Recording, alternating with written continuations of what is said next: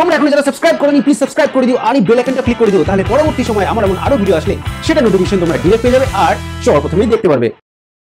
Hello বন্ধুরা, আমি চলে এসেছি তোমাদের কাছে এই সিজনের ফার্স্ট কন্টেন্ট ভিডিও নিয়ে। আর আজকে আমার ভিডিও টপিক হচ্ছে ওয়্যারলেস চার্জিং টেকনোলজি। তো এই ওয়্যারলেস চার্জিং টেকনোলজি জিনিসটি কি আর এটি ইউজ করে কিভাবে তোমরা তোমাদের ডিভাইসকে ওয়্যারলেস ভাবে চার্জ করতে পারবে আর এই টেকনোলজির অ্যাডভান্টেজেস এন্ড ডিসঅ্যাডভান্টেজেস কি এই সব নিয়ে বলবো আজকে আমার এই ভিডিওতে। তো সঙ্গে থাকো, টাইম ওয়েস্ট না করে শুরু করা যাক। নমস্কার বন্ধুরা, আমি দেব আর তোমরা দেখছো Bong tech talk. So let's start.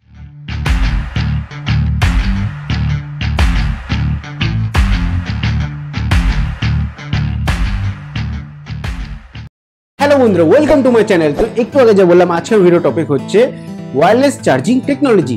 তো এখনকার দিনে যত রকম ফ্ল্যাগশিপ স্মার্টফোনস আসছে বা কিছু বাজেট ফ্রেন্ডলি স্মার্টফোনস আসছে, তো সেটার মধ্যে আমরা এই টেকনোলজিকে দেখতে পাচ্ছি। স্যামসাং গ্যালাক্সি S6 সিরিজ যখন লঞ্চ করেছিল, সেই স্মার্টফোনের মধ্যে ফার্স্ট টাইম এই টেকনোলজিটিকে ব্যবহার করা হয়েছিল। তারপর থেকে সবাই জানে যে এই টেকনোলজিটি অ্যাকচুয়ালি স্যামসাং এর বানানো, তাই তারা ফার্স্ট টাইম মার্কেটে নিয়ে এসেছিল, কিন্তু সেটা ভুল। স্যামসাং গ্যালাক্সি S6 সিরিজ যখন লঞ্চ করেছিল, তার থেকে প্রায় 8-10 বছর আগে একটা ফোনের কোম্পানি ছিল যার নাম ছিল পাম।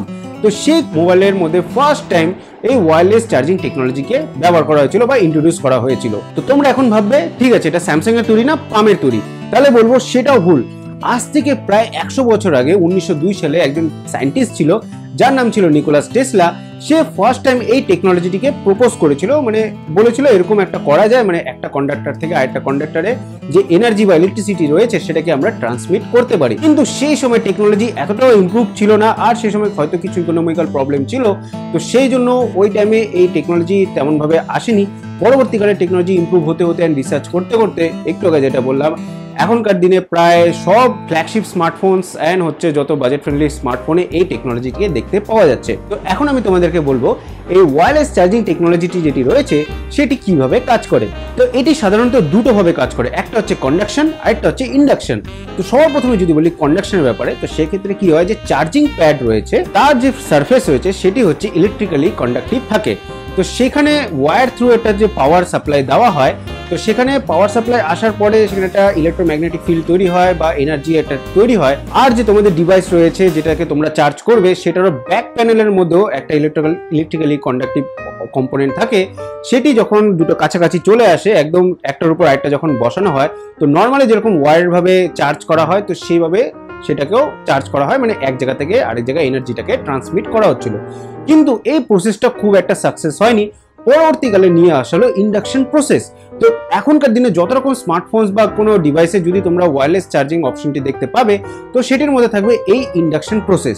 তো এই ইন্ডাকশন প্রসেসও কাজ করে দুটো আলাদা আলাদা প্যাটার্নে। তো একটা প্যাটার্ন হচ্ছে যেটাকে বলে জি, আরেকটা প্যাটার্ন সেটাকে বলে পিএমএ। তো এই দুটো প্যাটার্নের মধ্যে তেমন কোনো ডিফারেন্স, খুব একটা বড় ডিফারেন্স নেই, জাস্ট ছোট্ট একটা ডিফারেন্স।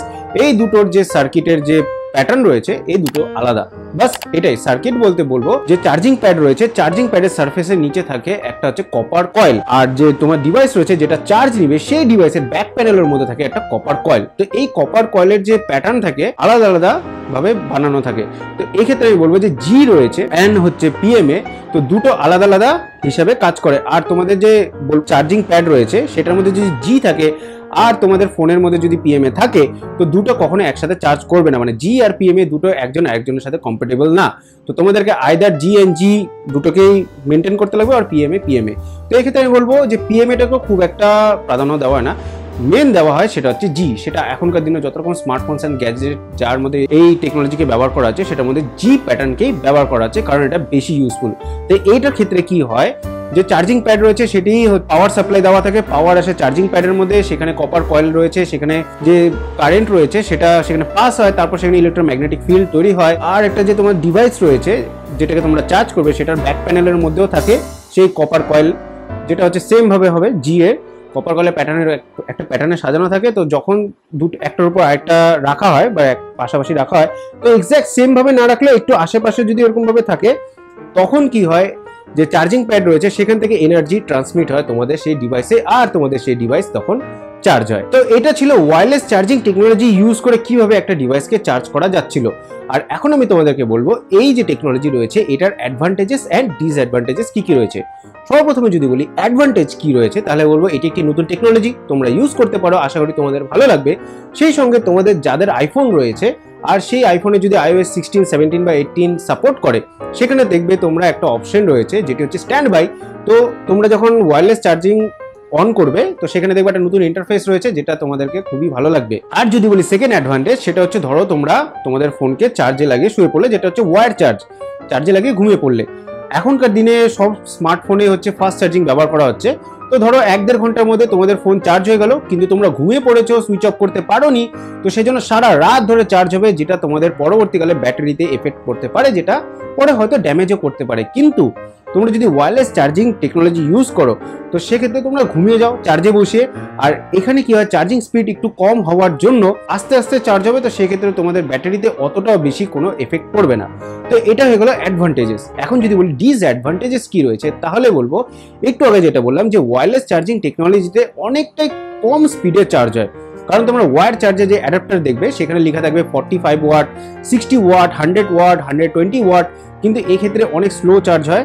স্টার্টিং এ 5 ওয়াট ছিল, তারপর 7.5, এখন 15 ওয়াট। আস্তে আস্তে চেষ্টা হচ্ছে যে এই চার্জিং স্পিডটাকে বাড়ানোর। এখন চার্জিং স্পিডটা এখানে কম কেন রয়েছে, কারণ হচ্ছে একটা জায়গা থেকে আরেকটা জায়গায় যখন এনার্জি ট্রান্সমিট হচ্ছে সেটা হচ্ছে এয়ার থ্রু হচ্ছে, তো সেখানে এয়ারে কিছু পরিমাণে সেই যে এনার্জি রয়েছে সেটা লস হয়ে যায়। মানে ধরো তোমাদের চার্জিং প্যাডে যতটুকু সেখানে এনার্জি প্রডিউস হচ্ছে তার হয়তো 70 to 75% তোমাদের ডিভাইসে যাচ্ছে, যেটা চার্জ করছে। আদারওয়াইজ যেটা বললাম 20 বা 25% সেটা হচ্ছে এয়ার মিডিয়াতে লস হয়ে যাচ্ছে।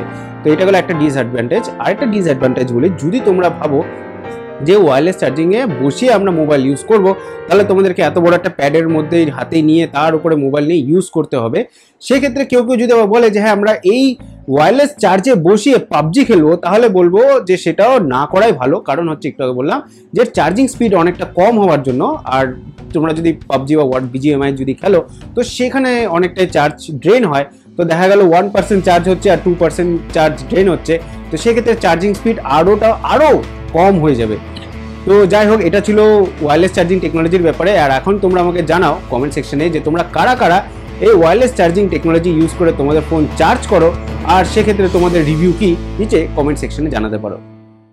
তো বাস আজকে আমার ভিডিও এতটুকুই। আশা করি তোমরা এখন জেনে গেছো যে ওয়্যারলেস চার্জিং টেকনোলজি ইউজ করে কি করে তোমরা তোমাদের ডিভাইসকে চার্জ করতে পারো। তো আশা করি তোমাদের ভিডিওটি ভালো লেগেছে। যদি ভালো লেগে থাকে তাহলে লাইক করে দিও, শেয়ার করে দিও তোমাদের বন্ধুদের সাথে, তাহলে তারাও জানতে পারবে আমার চ্যানেলের ব্যাপারে, আর তারা আমার টেকনোলজির ব্যাপারেও অনেক কিছু জানতে পারবে, আর তারা রিসেন্ট টেকনিক্যাল আপডেটস এর ব্যাপারে অনেক কিছু জানতে পারবে ভিটিটি শর্টস এর এপিসোডের মাধ্যমেও। আর যারা অলরেডি সাবস্ক্রাইব করে দিয়েছো তাদেরকে জানাই অসংখ্য ধন্যবাদ। তো আমি আবার আসছি আগামীকাল ভিটিটি শর্টস এর নতুন এপিসোড নিয়ে। তো আজকের জন্য গুড বাই।